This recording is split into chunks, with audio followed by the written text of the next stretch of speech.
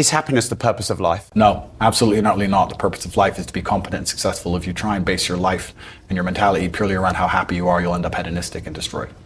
I think that as a man, your happiness comes from feeling respected over feeling loved.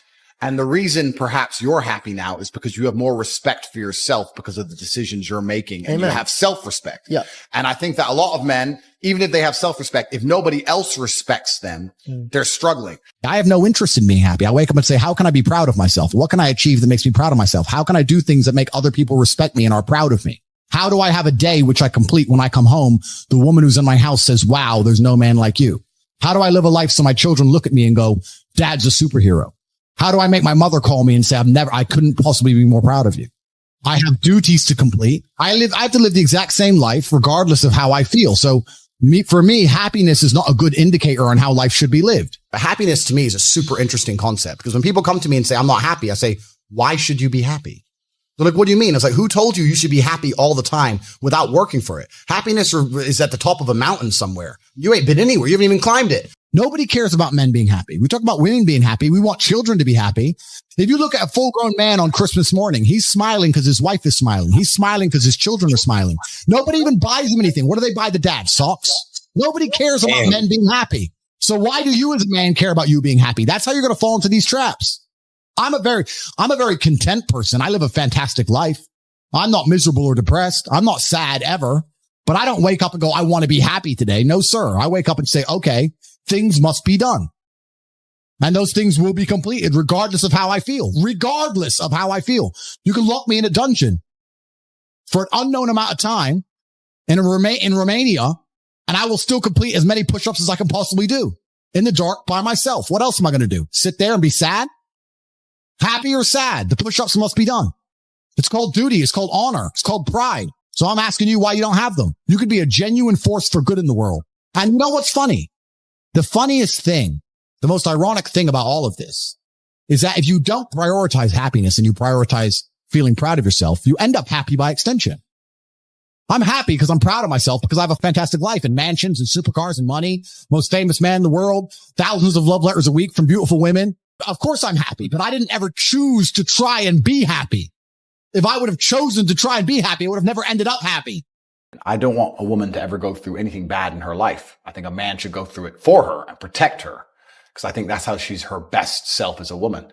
But I think to be your best self as a man is the absolute opposite. And when someone emails me and says, this has happened to me, I'm like, good. No, what do you mean good? It's terrible. How else are you going to become important? How else are you going to find endless fire to get up and struggle in the face of the competition that's out here in the world? How else are you're going to do all that with a nice, cushy life? If any man's honest with himself, think about the biggest transformative stages in your life. Think about the times you got the most work done. It was a bad part of your life. You were heartbroken, or, you lost a house, or broke, or whatever. That's when you did shit. When everything was fine, the mortgage is paid, dinner's on time, it's kind of doop-de-doop-de-doo, little by little, do a little bit of work, do a little bit of relax. But the big events come from trauma. This is it. So it's a cheat code. It's a cheat code to climb the mountain. So when I get a message from whoever and he goes, my wife left me, I'm devastated. I say, I understand. I completely understand how hard it can be to lose a woman that you've given your entire life to. And you've done so many nice things.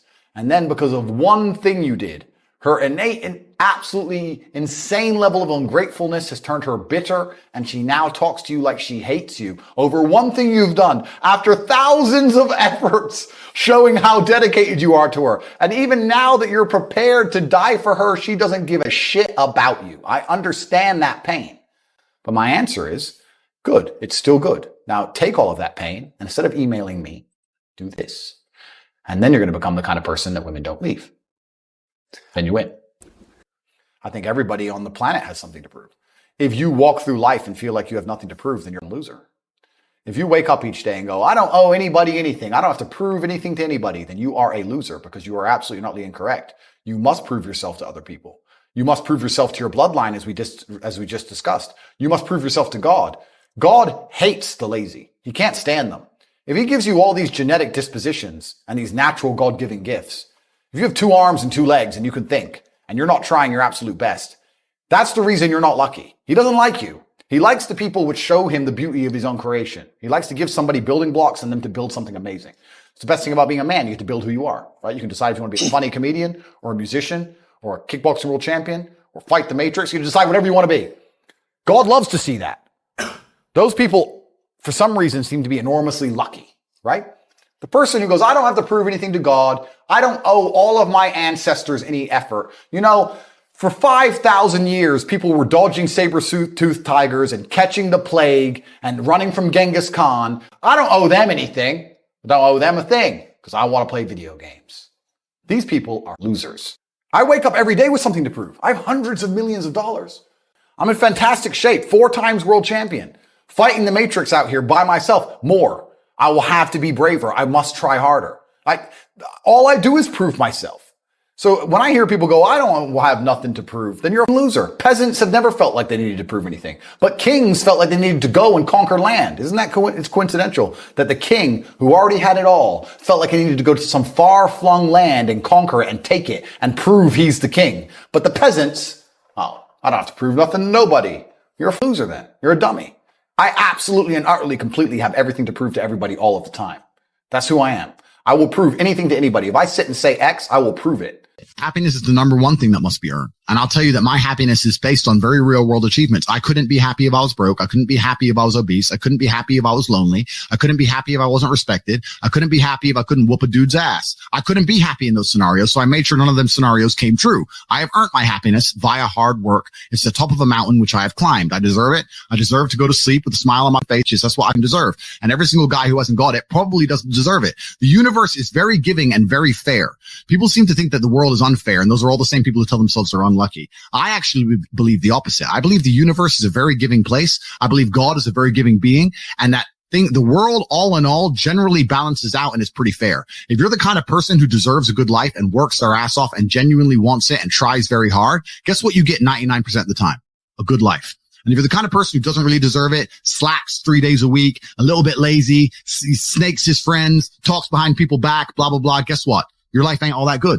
The universe is pretty fair and pretty balanced. I've yet to meet somebody who gets up every day, does what they're supposed to do, works hard, goes to the gym, then goes to work, does their best, makes their money, looks after it, is sensible, doesn't blow it, etc., who then fails. I've never met anybody who fails when they do all the right things. The universe is a very fair and giving place all in all. There are very few exceptions to that. So when I see somebody who doesn't have the success they want, especially when I see, let's say, a group of people who don't have the success they want, there's no way you're all exceptions to that rule. You may want something, but you certainly don't deserve it. And that's why you don't have it. You shouldn't wake up and say, how happy am I today? How does that affect how I act? That's not how I operate. I wake up and say, what must be done? What will allow me to be proud of myself? What will allow me to achieve? And those things will be done regardless of how I feel. And that's how the most successful people on earth all operate. The most successful people on earth don't only do things because they feel happy about doing them. If you never make a mark on the world, then you effectively never existed. And when you're gone, nobody will care. And that's very important because you have a duty to your ancestors and you have a duty to God. So you must make a choice. And this is a genuine choice to you people at home. Do you want to live in obscurity forever and be invisible and not matter and have an easier life? I would argue that it's not easier because in your heart and in your soul, you're going to feel guilty knowing you could have been something you're not. Or do you want to try your absolute best and struggle and suffer every day of your life, paying the rent for all of the amazing things around you? We pay endless rent. We pay rent for our bodies. We pay rent for our relationships. We pay rent to keep our kids. We pay rent to keep our business. We pay rent to keep our freedom. Every single day is work to pay the rent. It's absolutely never ending. And you have to make that choice. So if you have a pen and paper in front of you, you need to decide, do you want to be invisible with a lower rent bill, or do you want to be important and work hard and suffer to make sure that the rent is paid? It's a choice you must make, and it's binary, and you must be extremely dedicated towards the decision you finally make. I refuse to accept that there are people out there who cannot become happy, contented individuals. I refuse to accept we live in a world where God has created people who, no matter how hard they work and how good their life becomes, can't be happy. I don't accept that. I accept that the universe is a very giving place and that God loves all of us. And if you try your best and you work hard, you can become a better person. The beauty of life as a man is to be great. So you have to sit here and ask yourself, do you want to be a happy loser that's insignificant? Nobody knows you exist. Women don't respect you. Men don't respect you. Nobody cares if you live or die, but you get to smile all the time. Or do you want to be one of the most important people on the planet with a little bit of stress? Alternatively, you can go out there into the world, try and implement your mark on the world, work hard, try to get rich, more money, more problems. You can try and start a business, the stress of that. You can lose your girlfriend because all you're doing is working. This is a new level of stress, a new level of trauma, but at least you'll be a somebody at the end of it. As a man, there is no easy life. Your life is not about being easy. Your life is not about being happy. Your life is always going to be difficult. All of the pain you feel, all of the sadness you feel, you're supposed to feel as a man, and you have two effective binary choices. You either go through the suffering and go through the trauma and go through the hardship it takes to be a man of value, or you suffer eternity as a nobody. There's two ways to suffer. You either suffer as becoming a somebody, or you suffer as a perpetual and forever nobody.